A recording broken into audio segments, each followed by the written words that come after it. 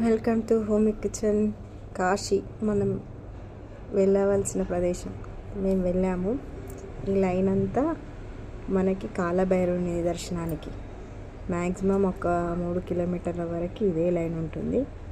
గుడి లోపలికి పోయేదాకా ఇంకా జాయిన్ అవుతూనే ఉంటారు కాబట్టి అక్కడ లైన్ ఎక్కువ ఉందని ఎదురుగానే ఆపోజిట్లోనే ఉంటుంది మృత్యుంజయ బాయ్ అని.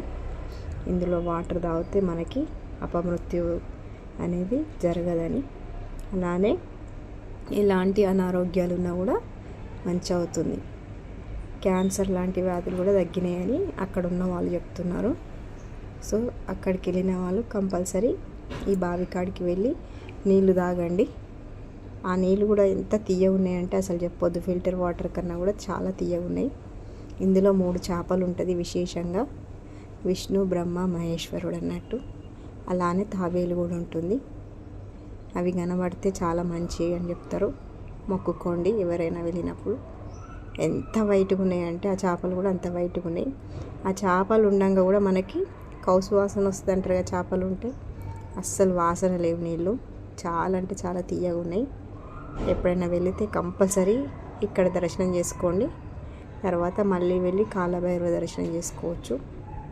చాలామంది అంటుంటారు ఫస్ట్ కాలభైరవం చేసుకోవాలి, తర్వాత శివుని చేసుకోవాలని.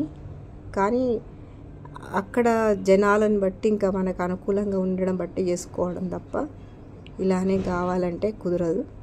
ఎందుకంటే మనం దూరం నుంచి వెళ్తాం కాబట్టి అక్కడక్కడ సరౌండింగ్ వాళ్ళకైతే పర్లేదు.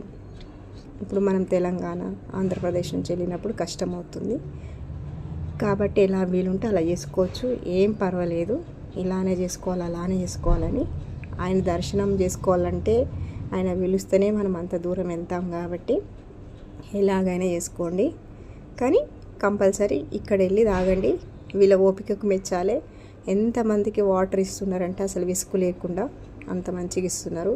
అలానే కొంచెం ముందుకు వస్తే మనం ఇక్కడ శివుడు ఉంటాడు, ఈ మాత ఉంటుంది గోమాత. మనం ఎంత దగ్గరికి వెళ్ళి ఏమన్నా కూడా ఆమె ఏమనదు, మంచిగా కిందికించి పోనిస్తుంది రానిస్తుంది. శివుడు ఉంటాడు అక్కడ, శివుని దర్శనం చేసుకోవచ్చు. ఎదురుగా పార్వతీమాత ఉంటుంది, అలానే దర్శనం చేసుకోండి. ఇలాంటి శివలింగాలు ఇంకా చాలా ఉన్నాయి అడుగడుగున కాశీలో. మనం చూడాలి, మొక్కుకోవాలని ఓపిక ఉండాలి, కానీ చాలా ఉంటున్నాయి.